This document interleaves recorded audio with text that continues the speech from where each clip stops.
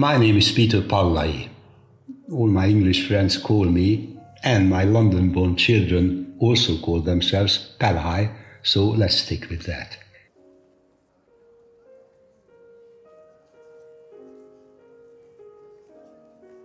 I was 7 years old when the Second World War ended. This is relevant to my relationship to music, because at that age, although I couldn't have put it into words at the time, but on some level I realized that music begins when words lose their meaning. However, my earliest sound memory was not really musical, but the rather funny, comical sound of the traditional Jewish horn, the shofar, being blown in the small synagogue of my dad's birthplace. I must have been 4 years old at the time. During the Holocaust that followed, I lost 3 grandparents, 4 uncles, 3 aunts, and 4 first cousins. My mom was taken away to be transported to a death camp. My dad had been conscripted years before that into a Hungarian labor battalion, like most Hungarian Jewish men of military age, to serve on the Eastern Front, in my dad's case, mainly in the Ukraine. They both escaped and survived. I was being hidden by a number of incredibly courageous Gentiles, but I'd rather call them real Christians. The last one of them was a literally heroic single woman called Anna Hirchu, who was hiding, believe it or not, more than 20 of us Jewish kids in a rather small flat on the 4th floor of a tenement block. Her name now is carved in marble in Jerusalem as one of the righteous Gentiles. We couldn't go down to the air raid shelter in case someone shots us, so we had to sit through the Allied air raids and the artillery fire of the Red Army on the 4th floor. No wonder my second sound memory isn't musical either, but it is of bombs exploding and the terrifying whine of the Soviet rocket launchers called Stalin-Ogans. Finally, the Nazis were defeated, and I was miraculously reunited with my parents. Needless to say, I was a pretty confused and wild child, very difficult to handle. When one of my aunts returned alive from Auschwitz, but without her daughter, who had been separated from her, then gassed and cremated at the age of 10, I heard her say, "If there is a God and we are his chosen people, then now he should effing well choose some others." And that's when I lost my religion. As I said at the beginning, I was 7 at the time.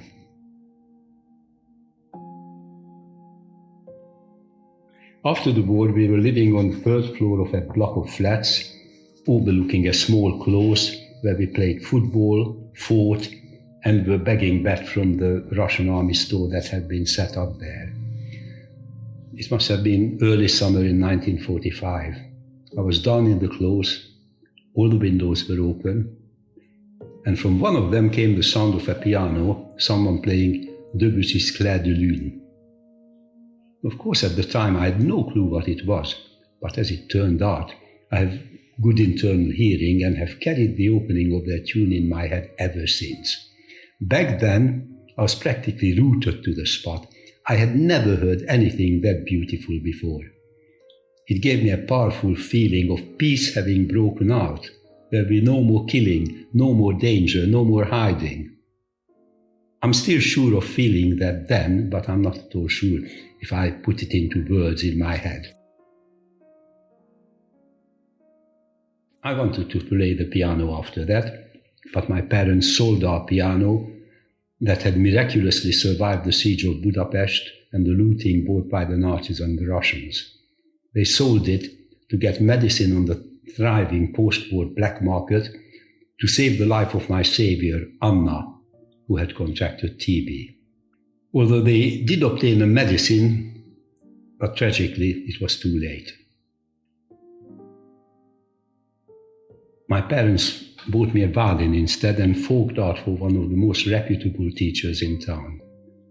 I actually like playing the violin and I like classical music, especially the Romantics, although I had an aversion to Mozart, on whom my teacher was over keen to say the least. Tchaikovsky's piano concerto in B-flat minor was my great favorite at the time.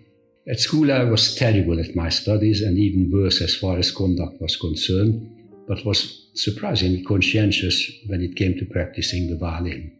This went on for years. During the summers, I was packed off for the whole of the 3 months holidays to my aunt and uncle in a village by the Danube, where I could roam around and play football barefoot with the peasant kids, provided I practiced my violin every weekday.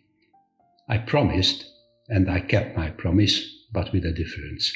On my way to play football, I used to come across an old gypsy sitting in the grass with little kids taking turns, standing between his outstretched legs with their backs to him, playing the violin without any sheets of music, just playing by ear, with the old man manipulating their arms and shoulders from behind and telling them what to do. I always stopped, listened and stared, because some of those kids were younger than me and still played by ear. They didn't actually play their own Roma music, but what they called Magyar Nóta, meaning Hungarian song. They were composed pieces in a folkish manner and related to genuine folk music like country and western relates to American folk songs. But in all the cafes and pubs, it was gypsy band that played that genre. The classic formation of a cafe or pub gypsy band would be a lead violin, a viola, a double bass, and a cimbalom, the last one being a hammer dulcimer mainly played by Hungarian and Romanian gypsies. At the time, this music was everywhere, a lot of it on the radio, and I knew a fair amount of those tunes. It wasn't my favorite kind of music, but it was part of my childhood. Seeing those little kids playing by ear, some of them getting a better sound out of the violin than me, made me stop and stay longer each time. One day the old man, not at all unfriendly, asked me what I was staring at. I also play the violin, I said, embarrassed. Show me. He asked one of the kids to give me his violin, and there I stood like a lemon, not being able to elicit so much as a squeak from the instrument, because I was totally lost without sheet music. There and then, and during the following days, he started teaching me, and I enjoyed playing those glissandos, trying to reproduce, alas, unsuccessfully, the rhythm, the passion they exuded. I didn't get very far with that, but it was fun. With summer over, I returned to my parents in the capital, and violin lessons resumed.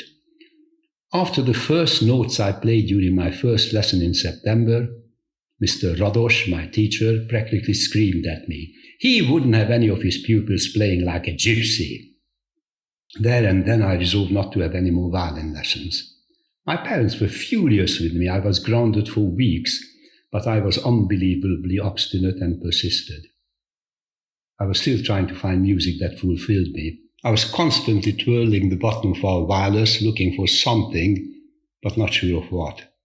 And one day, on a German station, I heard some trumpet, trombone, and clarinet playing very rhythmic, danceable music. It had a great theme, but after the theme, they seemed to be playing all over the place.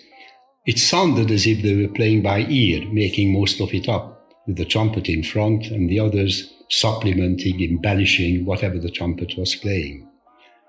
It would have been difficult to memorize what they were doing with the theme, but somehow it all made sense. Then a man with a dreadful, gravelly voice started singing. After first being practically outraged at someone with such a croaky voice being allowed anywhere near a mic, I actually came to love what he was doing. Now this music was free, it was emotional, it was very, very moving, an absolutely happy sound, and the players seemed to react to each other much like in a gypsy band, actually even more spontaneously. It also gave me a feeling of total freedom, of joy, the sort of elation I had never experienced before. That was my first conscious encounter with jazz. I was 13, the year was 1951, one of the darkest years of Stalinist terror in my country, when jazz was banned and so was listening to Western radio stations.